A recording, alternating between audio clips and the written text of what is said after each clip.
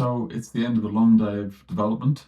I've just pushed out a new update for the version 4 preview of TPE on the web, and there are quite a few new things in there now that I wanted to give you a little bit of an update about.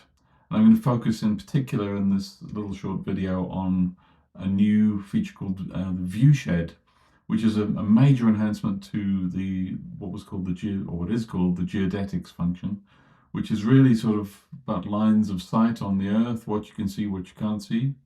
And this one, it basically does it in 360 degrees on the fly.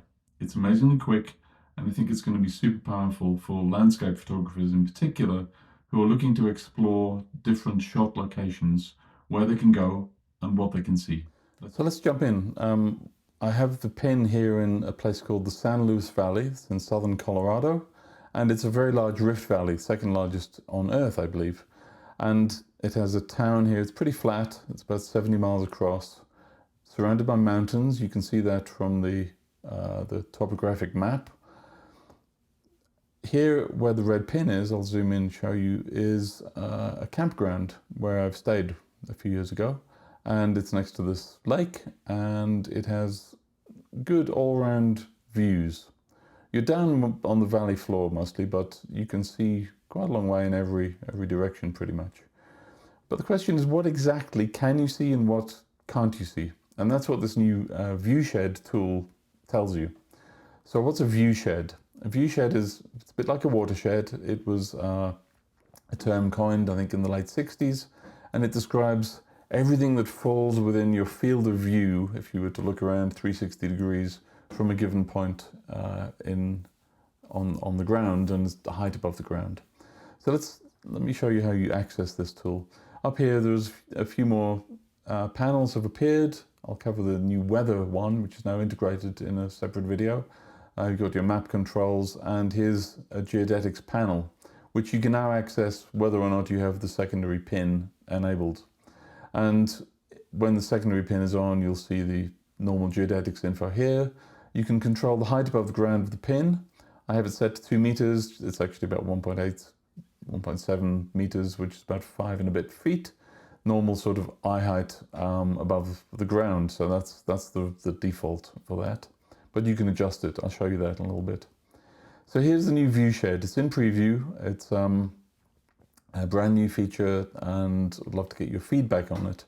So let me show you a little bit about how it works. All you have to do to use it is to turn it on. Let's watch what we get. Okay, so you can see that this large circular overlay appeared on the map, and the radius of that overlay is this maximum distance of 200 kilometers. And you can pull that in, or you can push it all the way out to 300. And there's a little bit of a trade-off in terms of the resolution of the data the farther you go, but 200 seems a reasonable default for most cases. And then here's what you're using it for. This area in the middle is shows you what's visible from your position at the red pin. So the area that is outlined in blue and where the map is not darkened, but you see the original map colors shining through, that's what's in view. So from this position, you can see that in fact there's something blocking the views slightly in this direction. But once you get far enough away and up towards the ridge lines of these peaks, they're all in view. So you can see all of this from that position. You can come over here. This is the Great Sand Dunes National Park.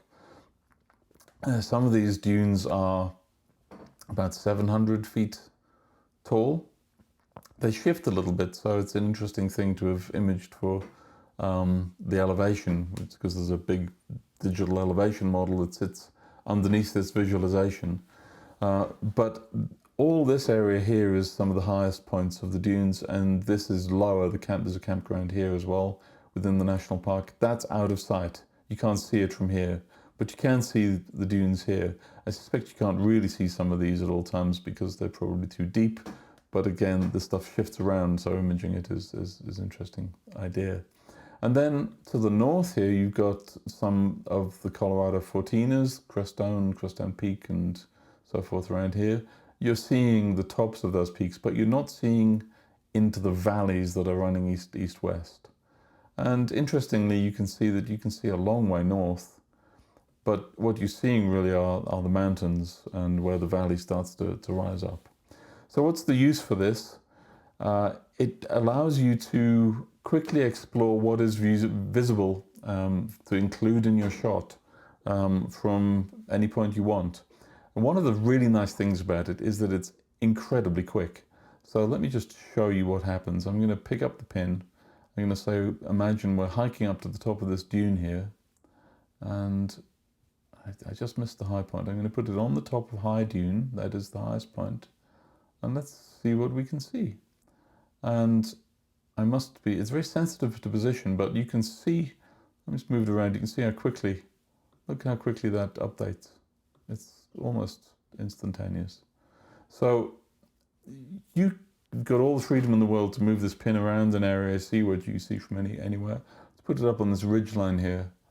And as you'd expect, we can see over the other side, and we can see a great swathe of the valley from up at that elevated viewpoint, but we're sort of blocked a little bit in that direction. That would suggest that perhaps we're not quite on the ridge. If I move it just a little bit, there you go. Now you can see. So you can really fine-tune what's visible and what is not with the Viewshed tool. So that's it. Please have an explore. There are 3 different elevation models available down here. You're going to need a Pro subscription to access this in preview. We're giving you free access to the Pro users at the moment, and I would love your feedback. You can try 3 different elevation models. They all are slightly different in terms of the data, so experiment, see what's best for your area, and let me know what you think. Thanks.